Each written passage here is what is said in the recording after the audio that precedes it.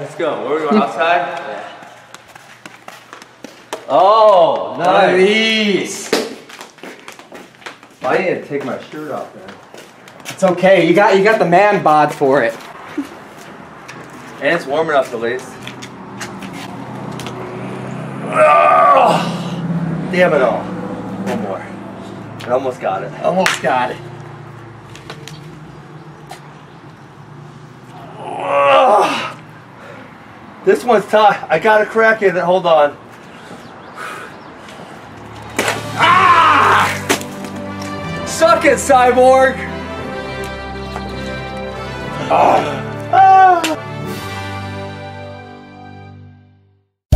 This is the Schmo with the pro, funky Ben Askren in the homeland, Hartland, Wisconsin. The Schmo chased it down here. How we doing? Feels good to be in such a great state of Wisconsin, doesn't it?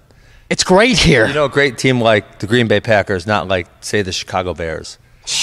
Yeah. Bears are going to be in the Super Bowl this year. Now, Mr. Funky, the Schmo is wearing his sandals as promised. You got the W in your debut. A little bit of controversy, though, with that bulldog choke. A lot of people say he wasn't out, Robbie Lawler. What do you got to say about that after reflecting on it a couple months later? Well, after reflecting on looking at your sandals, I like the fact that they didn't just come out of the box. They look like they're worn. It looks like maybe a regular outfit. Maybe after my March 2nd fight, the Schmo decided, wow, that's a pretty good fashion choice. And you bought your sandals, and now for the last 3 months, you've been wearing your sandals on a regular basis, and it just feels good to give your toes some air. We're not going to reveal all of our secrets. This is the most dressed down the Schmo's ever been. We're sporting your funky shirt, man. What's the origins of the funk? Man, my buddy in college, he made nice face here, and all it said was funky. And then I tried getting rid of the nickname. It stuck. I couldn't get rid of it. But it sticks, and the Schmo's sporting it. Get your funky shirts, everybody. This is Ben Askren. Now talk to me for a second. You're fighting Jorge Masvidal July 6th, getting a lot of IHOP eating after his big W against Darren Till. You thought you'd be fighting Darren Till, though.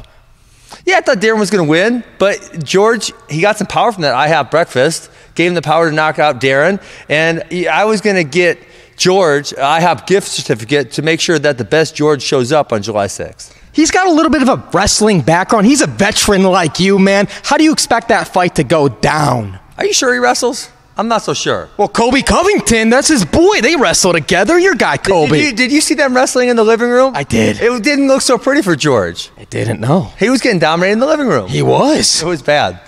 Who do you got winning a matchup between Marty, your guy, and Colby when that goes down, if it goes down? Are you saying Kobe or Colby? Colby. Because I thought you were saying, I don't know if you're talking about Kobe. Wasn't that the little guy that ate the hot dogs? Colby Beef. No, who's the hot dog eating guy? Kobayashi. Kobayashi, that's who I'm talking about. I think Colby is going to lose to Marty. How so? I think they're really like a very similar fighting style, and I think Marty's just a little better at what he does than what Colby is. Okay.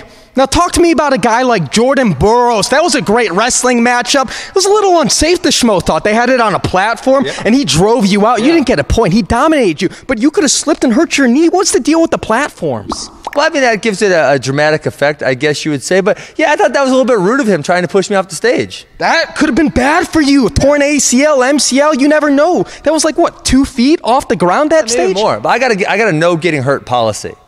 Okay, I don't get hurt. Now, obviously, you weren't in your wrestling prime. Maybe if it was done in 2010, 11, the matchup would have been a little bit different. Did it go down the way you expected? You were challenging yourself there. Yeah, I worked out with Jordan for 4 days in January of 2018. I had a good idea what was going to happen. I mean, he's literally the best in the world and possibly the best wrestler America's ever seen. So, I did it for bringing eyeballs to sport wrestling, and we raised $1.3 million for charity. So it was a good night. Great for the charity. And he said he wants to get into MMA one day. Who do you think would be a great first matchup for him if he was to enter MMA or the UFC, that is? Yeah, I think he would do great, obviously. I think he's going to wait till at least after the Olympics, but he's talked about going all the way through 2024. And so, that I don't want to say that precludes him from doing MMA, but he obviously will be older by that point. So I think he's going to have to make a decision whether he wants to keep wrestling, whether he wants to do MMA, or whether he just wants to be done training and retire and enjoy life. But if the Schmo were to change his mind, who would be a great first matchup for him? A Diaz brothers? You love those guys. That would be entertaining watching him and the Diaz brothers. That would be good. That's a good pick. Give me someone that the Askren man would pick. Who would I pick? Maybe like an RDA or someone. You got to give him someone tough. I mean, he's a 5-time world champion. You got to give him someone good. Those kicks from RDA lethal. They are? Oh yeah. But RDA doesn't do good against wrestlers. You see what happened against Colby and Marty. We did. It wasn't so good for RDA. He's a veteran. He's good with the jiu-jitsu. He's good. He's good. He's good. And the Schmo held up to his end of the bargain. We went to Dana White. You saw us there. UFC Atlanta. We asked for that 165-pound weight division. What did he say? He shut the Schmo down. He said it wasn't going to happen. And you think it's still going to happen in the fall? I think it's probably going to happen. I said like late fall, like October, November. I'm feeling like it's going to happen. Maybe after the Khabib and Dustin fight in September. In Abu Dhabi. Are you going to Abu Dhabi? Let's get the Schmo to Abu Dhabi. If you're going to go to Abu Dhabi, if the Ben Askren's going to Abu Dhabi, the Schmo's going to Abu Dhabi. What do they do to Schmoes in Abu Dhabi?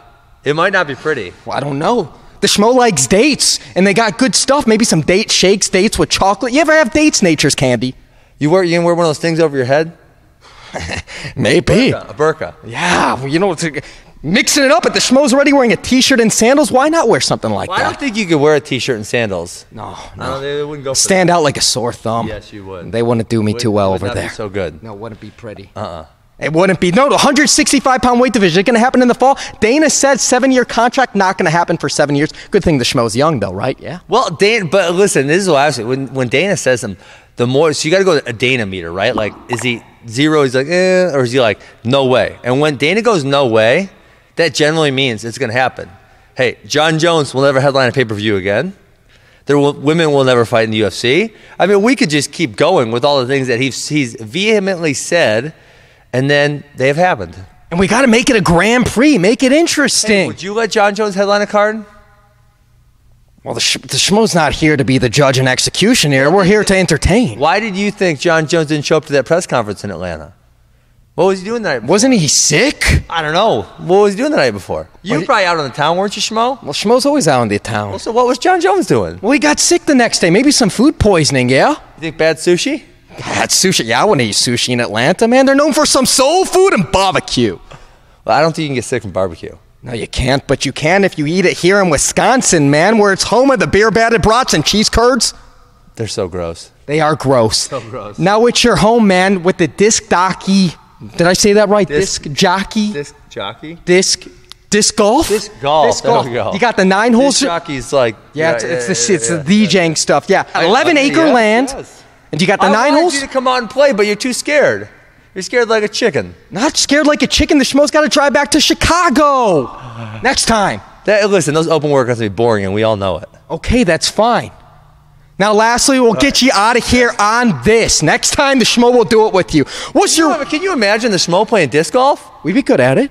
Are you sure? Well, there's only one way to find out, Funky. It would be fantastic, I think. Okay, we'll do that. Let's do it. What's your one message for all the Funky fans out there worldwide? Let's go. July 6th. It's going to be a lot of fun. Fireworks? Yes, sir. It's going to go 3 rounds? I would guess no, but you never know. Okay. Yep. He's the pro. I'm the Schmo. We're out.